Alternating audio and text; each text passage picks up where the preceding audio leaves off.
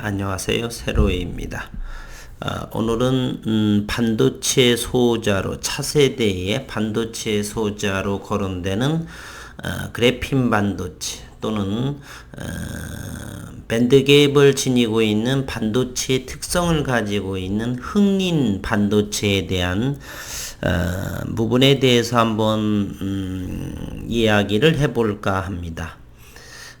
그래핀은 꿈의 소재라고 하고요. 그러나 2010년도 노벨 물리학상을 수상을 하면서 모든 전 세계의 과학계는 그리고 연구진들은 주목을 하면서 누구나 다 아주 상용화가 될 수 있는 원모노레일 한 층의 그래핀을 얻고자 많은 연구자들이 연구를 했고 현재까지는 큰 진전이 없는 상황입니다.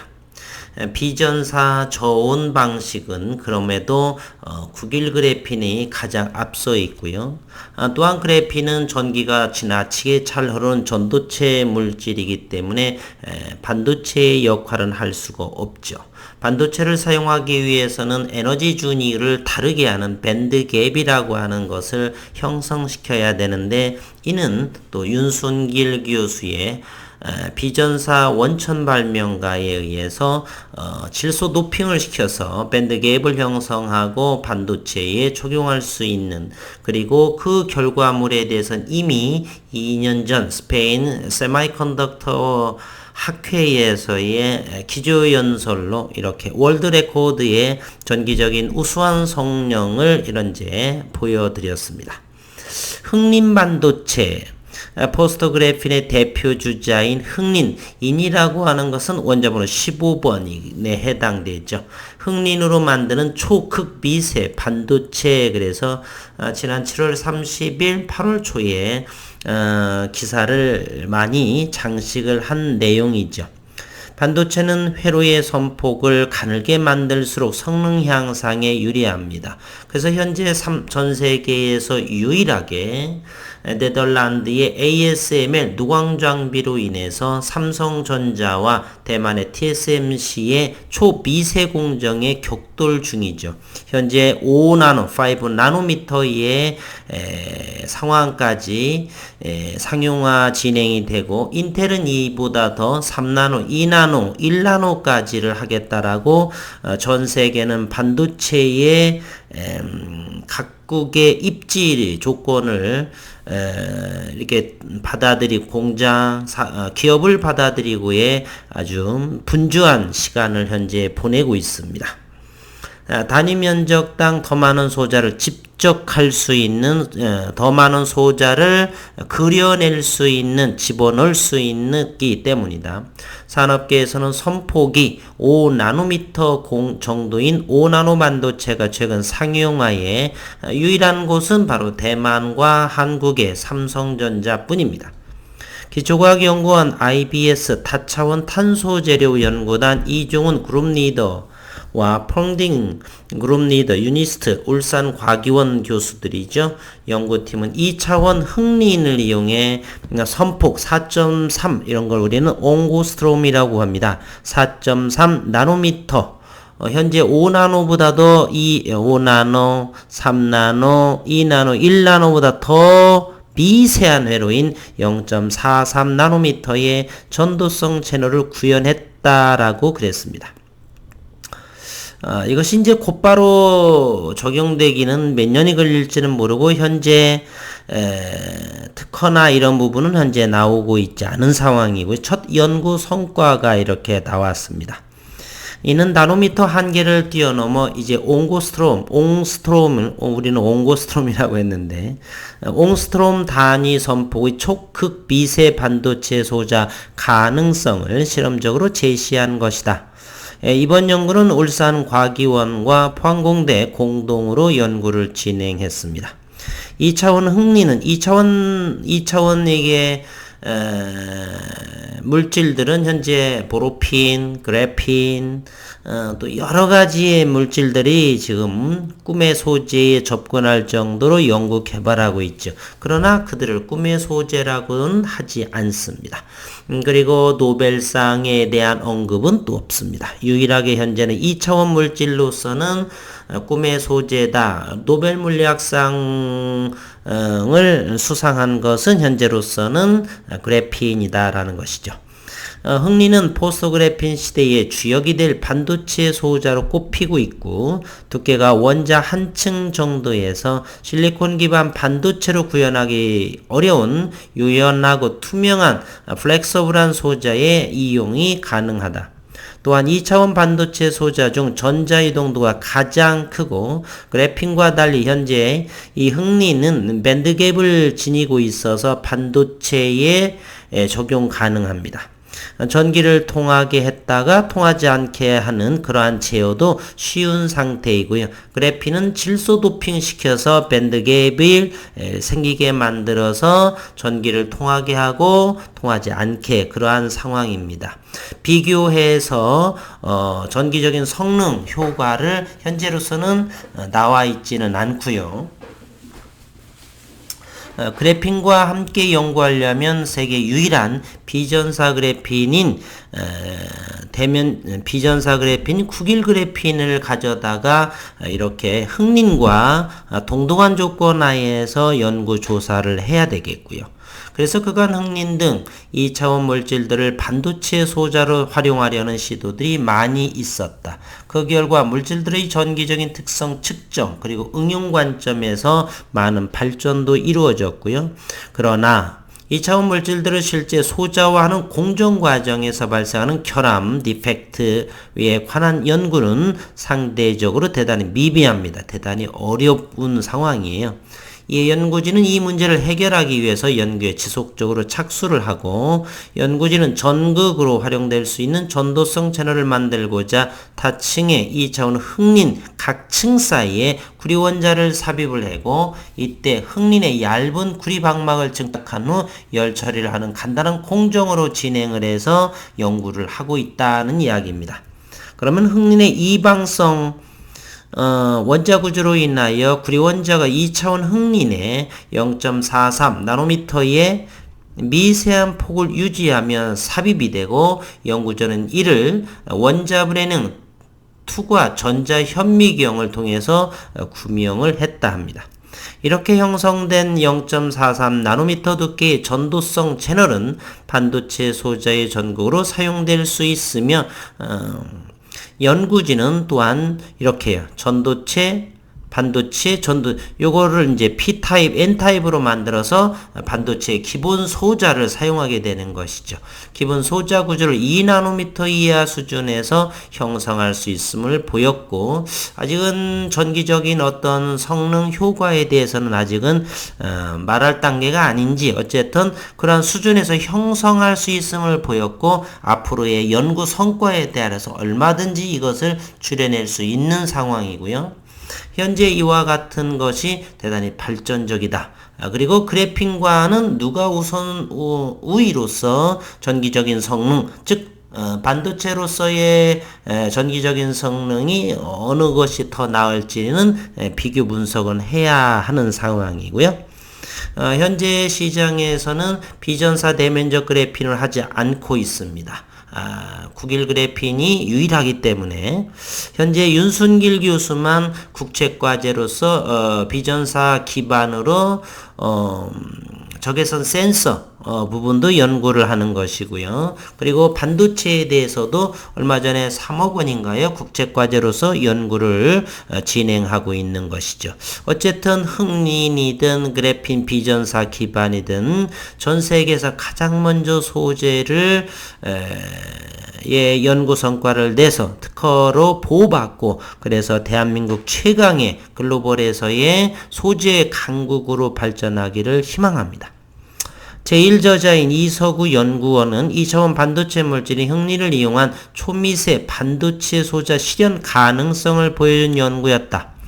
현재 반도체 공정에 사용될 수 있는 고상 확산법을 이용하였기 때문에 실제 응용 효과가 클 것이다 라고 설명을 했고요. 이정훈 그룹 리더는 흥리는 2차원 반도체 소자 분야에서 그래핀을 능가할 물질로 각광받는다. 현재 그래핀 시장에서 알려진 그래핀은 전사공정의 그래핀으로 알려져 있죠. 완전한 물리학적으로 이론은 많이 진전되어 있지만 실험적으로 그리고 상용화로 아직은 시간이 좀 걸리지 않나. 다만 현재 미지수가 바로 9길 그래핀이라는 사실입니다. 장비가 들여왔었고 이미 3, 4년 전에 그러한 것을 냈고 현재 장비를 도입을 해서 거기에 맞춤식으로 12인치와 8인치의 장비를 만들고 현재 1년 반 이상을 연구 진행을 하고 있다는 사실이죠. 2019년도에 미국 산타클라라에서의 그러한 전시회도 부스를 차려서 했었고요. 그로부터 거의 2년이 지났기 때문에 아직은 어느 정도가 성장이 됐는지 예스와 노 함부로 예측하기가 참 어려운 그러한 상황입니다. 세계 유일한 첨단 소재라고 하기 때문에 조심스러운 그러한 상황에 있는 것으로 보여집니다. 그렇기 때문에 아직은 어떤 결과물이 밖으로 세상에 나오지 않는 상황이다. 그러나 아니다라고도 할 수도 없는 상황이고요. 원천 발명가가 여전히 지속적으로 연구도 하고 활발하게 학회에서 하기 때문에 말입니다. 특허도 물론 역시 출원과 등록이 여전히 속속들이 결과물이 나오고 있는 상황이고 어쨌든 기존 나노미터 한계를 뛰어넘는 초미세, 초극미세 소자로서의 활용 가능성을 확인했다. 이 연구 결과는 7월 29일자에 나노 분야 세계적인 학술지 나노레스터스에 게재가 됐다라고 그럽니다. 그래서 어느 아시는 분께서 흥린과 그래핀 반도체 기반은 어느 것이냐 흥린으로 넘어가느냐 이런 말씀을 하셨기에 비교해서 아직은 흥린은 첫 연구 단계이기 때문에 그래핀은 연구는 2004년부터 진행이 됐습니다. 세계 어느 곳에서도 현재 최고 먼저 세계 최초로 뭐 했다 하지만은 특허와 이런 부분으로 진행된 것은 거의 없다는 사실이에요. 유일하게 현재 100도시에서 생산 제조할 수 있는 그러한 특허가 현재 완료 단계에 놓여져 있고요. 미국에서 지난 한 주 동안 9길 제지의 주가의 모습은 5,000원 정도 하락한 모습이고요. 조금 더 지켜보도록 합니다. 그리고 현재 외국인은 여전히 공매도가 76,000주 나오고 놀랄만한 대차가 이렇게 큰 폭으로 됐습니다. 다시 한번 하면은 어디에서 빌려주고 어디에서 했을까라고 한다라면 국내에서는 빌릴 수가 없죠. 외국인이 가지고 있는 물량을 이렇게 토스해주는 그러한 상황에 있습니다. 지난 영상에서 현 상황의 날짜를 보면 8월 17일 날에 진행 정도를 볼 수가 있죠. verified 했었고요. transaction history를 보게 되면 지난 8월 4일, 8월 6일, 8월 13일, 8월 18일 그래서 대략 한 5일, 6일 정도마다 진행되는 그러한 상황들을 이렇게 미 특허청에서 보여주고 있네요. dispatch to FDC로 이렇게 이전이 되어져 있고요. 이런 부분 Transfer Free Method for Producing Graphene Thin Film 전사공정이 아닌 방법이다. 그래핀을 제조 생산하는 이런 이야기입니다. 현재는 어느 정도 컴플리트 되어져 있고요. 이제는 뭐 몇 개월 안에는 한 발 이렇게 진행 절차에 대해서 이게 소개를 할 것이고요. 어쨌건 특허가 독립이 되게 되면 엄청난 주가 상승이 이런 거는 갈 수도 있고 거의 안 간다고 보고요. 그러면 시장의 그래핀 시장이 이제 국일 그래핀은 장사할 수 있다. 그 어디에서도 이 부분에 대해서는 연구할 수가 없죠. 국일 그래핀이 독보적으로 특허권의 지적재산권을 보유하고 있기 때문에 이곳의 연구 성과물에 대해서는 유일하게 국일 그래핀에서 진행되고 있다라고 하는 사실입니다.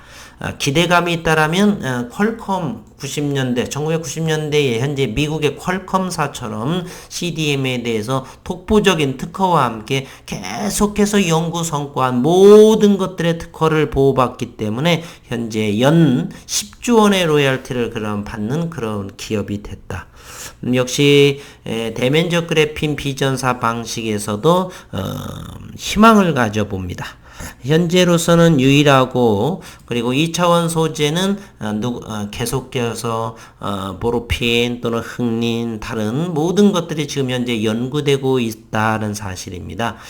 아무리 알아도 돌다리도 두들겨가는 마음으로 항상 업황을 다른 곳에서 어떤 결과물이 됐는지 논문이라든지 어떤 기사, 저널 이런 부분을 예의주시하면서 공부해 가면서 투자하시는 것이 옳고 마땅하지 않나 이런 생각이 듭니다. 오늘은 차세대 때의 반도체의 적용 소재 그래핀이냐 흑린이냐에 대해서는 일단은 현재로서는 그래핀 기반으로 앞서가고 있다. 흑린은 아직 초기 단계이고요.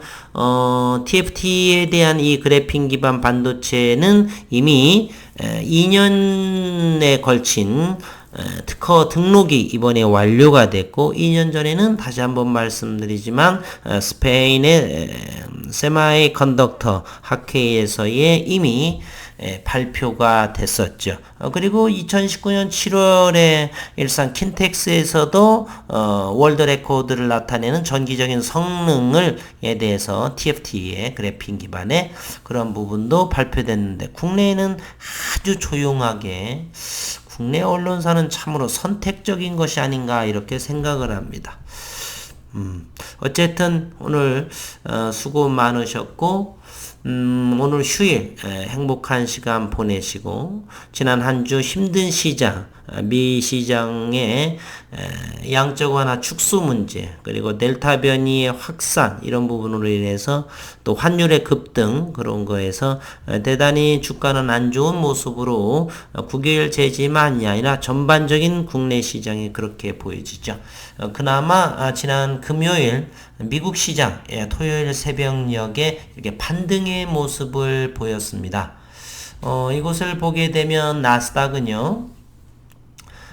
나스닥은 172.87포인트 1.19% 상승을 했고 14,714포인트입니다. 다우존스는 225.96포인트가 상승해서 35,120, 신용시장 24주 7,573억, 그리고 고객 예탁금 주식을 사고자 하는 대기 자금, 고객 예탁금이 70조 원을 육박하고 원달러 환율은 현재 1179.59원입니다. 지난주에 3.4원이 상승했다는 사실이요. 속히 모든 것이 안정이 되기를 기대하면서 오늘 영상은 마치도록 하겠습니다.